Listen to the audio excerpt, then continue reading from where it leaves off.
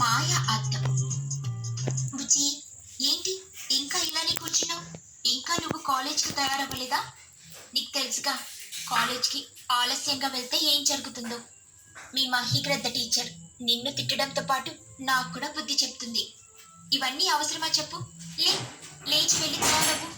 నిన్ను కాలేజ్లో వదిలిపెట్టి నేను నా పనికి వెళ్తాను. అమ్మ, నాకు అసలు ఈ కాలేజ్కి వెళ్ళాలని లేదు. మనం ఈ ఊరు కాకుండా మనం ఏదైనా ఊరికి వెళ్ళి జీవిద్దాం. బుజ్జి, ఏమైంది నీకు? ఈ ఊరికి ఏమైంది? ఎందుకు ఇలా మాట్లాడుతున్నావు? ఏంటి విషయం? ఈ ఊర్లోని వాళ్ళు అసలు మంచివారు కాదు. ఎప్పుడు ఇతరుల్లోని లోపాలను వేలెత్తి చూపుతూ హింసిస్తూ ఉంటారు. అరే బుజ్జి, ఏమైంది నీకు? ఎవరు నిన్ను హింసించారు? అసలు విషయం ఏంటో నాకు త్వరగా చెప్పు. నేను చాలా నల్లగా ఉన్నానని మా కాలేజ్లోని నా తోటి చదువుకునే వాళ్ళంతా నన్ను విక్రిస్తున్నారు. అమ్మ పూతమంటూ కావాలని కేకలేస్తూ నన్ను చూసి దూరంగా పరిగెత్తున్నారు. కనీసం మా గురువులు కూడా వారిని ఏమీ అనడం లేదు. అరే, నల్లగా ఉంటే ఏంటి? నల్లగా ఉన్నంత మాత్రాన బయటికి రాకూడదా? నచ్చిన పని చేయకూడదా? అయినా నువ్వేం బాధపడాల్సిన పని లేదు. నువ్వు ధైర్యంగా మరియు ఆత్మస్థైర్యంతో కాలేజ్కి వెళ్ళు. వారికి ఏదో ఒక రోజు వారు చేస్తూ ఉన్న తప్పేంటో తెలిసొస్తుంది. అలా తుని పిచ్చుక బుజ్జి పిచ్చుకకి ధైర్యం చెప్పి బుజ్జి పిచ్చుకని తయారు చేసి కాలేజీకి పంపుతుంది. కానీ బుజ్జి పిచ్చుక మాత్రం బాధపడుతూనే కాలేజ్కి వెళ్తుంది. అమ్మేమో నిన్ను ఆత్మస్థైర్యంతో ఉండమని చెప్తుంది. కానీ నా చుట్టూ ఉన్నవారు నన్ను అసలు ప్రశాంతంగా పెట్టుకునివ్వడం లేదు.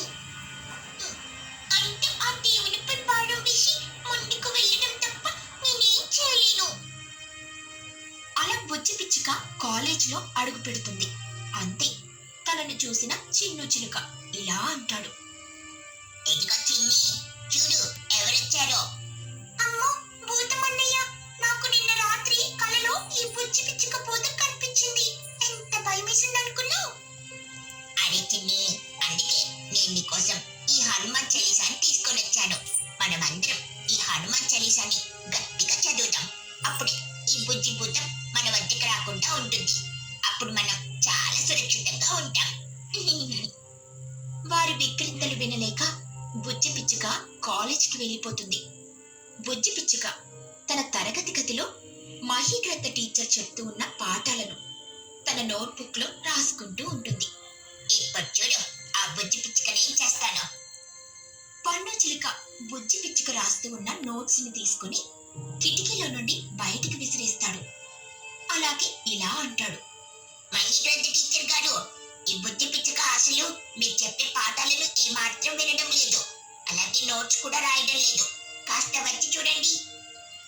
అలా బన్ను చిలుక చెప్పడంతో మహీగ్రద్ద టీచర్ బుజ్జి పిచ్చుకకి పనిష్మెంట్ ఇస్తుంది.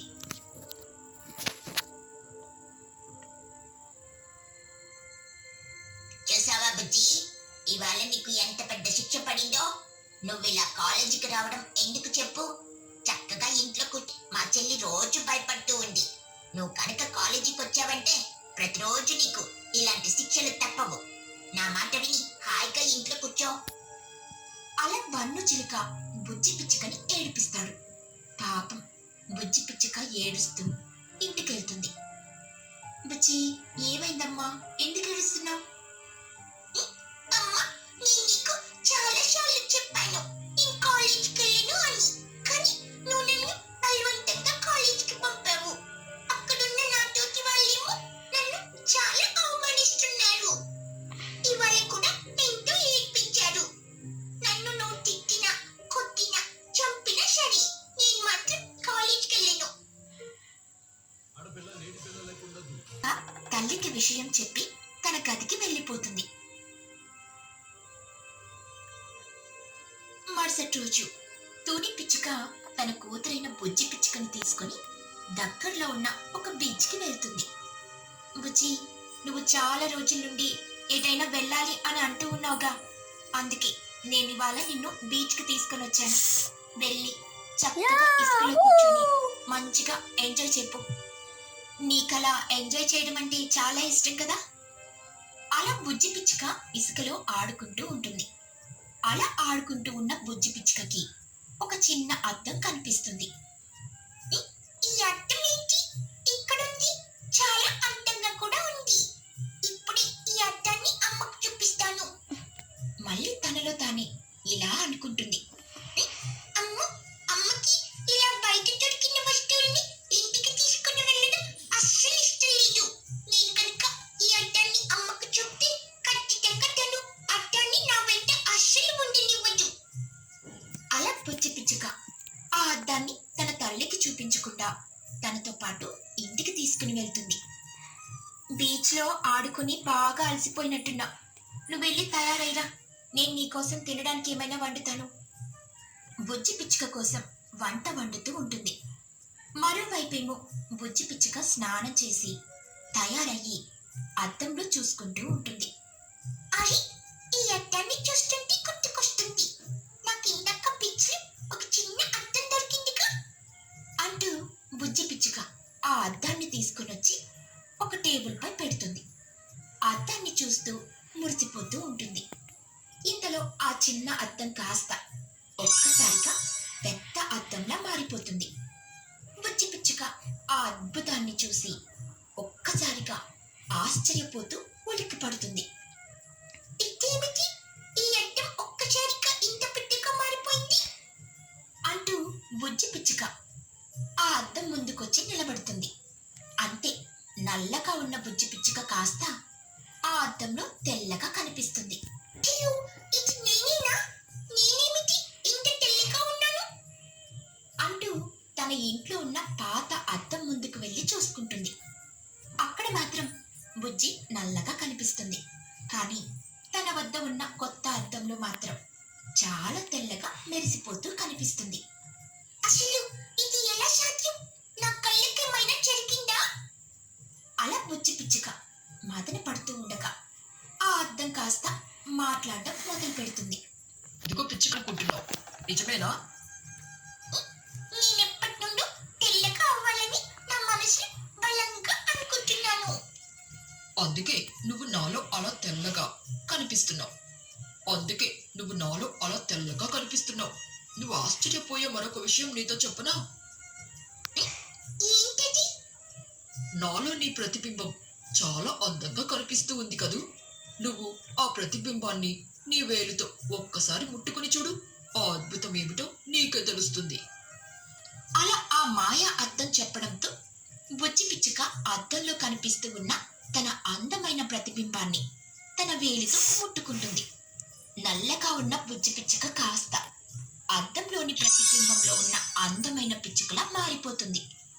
అరే, చాలా ఆశ్చర్యంగా ఉంది. నల్లగా ఉన్న నేను ఒక్కసారిగా ఇలా ఎలా తెల్లగా మారిపోయాను? కేవలం ఈ మాయా అద్దంలోనే కాదు, నా గదిలో ఉన్న మరొక అద్దంలో కూడా నేను తెల్లగానే కనిపిస్తున్నాను. మరేమనుకున్నావు నేనంటే? నువ్వు ఇకపై ఇలా తెల్లగా ఉండొచ్చు. కానీ ఒక్క ముఖ్యమైన విషయం ఏంటంటే, నువ్వు స్నానం చేయగానే నీ అసలు రంగు నీకు వచ్చేస్తుంది.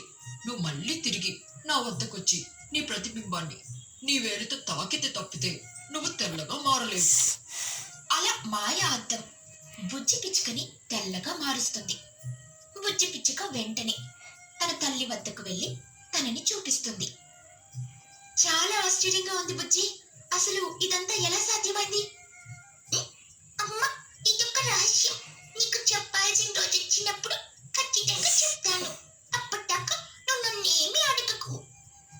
అలా బుజ్జి పిచ్చుక తల్లికి చెప్పి అక్కడి నుండి బయటికెళ్తుంది. అంతే, తెల్లగా ఉన్న బుజ్జిని చూసి అందరూ ఆశ్చర్యపోతారు. తనని వెక్కిరించిన వాళ్ళంతా తన అందాన్ని చూసి ముగ్ధులైపోతారు. అలా అందమైన బుజ్జి పిచ్చుకని చూసి చిన్ను కాకి బుజ్జితో ప్రేమలో పడతాడు. బుజ్జి, నేను నిన్ను ఎంతగానో ప్రేమిస్తున్నాను. నువ్వు కనుక ఒప్పుకుంటే మనం పెళ్లి చేసుకుందాం. చూడు చిన్ను, నువ్వు ఈ విషయాన్ని మా అమ్మతో మాట్లాడు. మా అమ్మ ఏం చెప్తే నేను అది చేయడానికి సిద్ధంగా ఉన్నాను.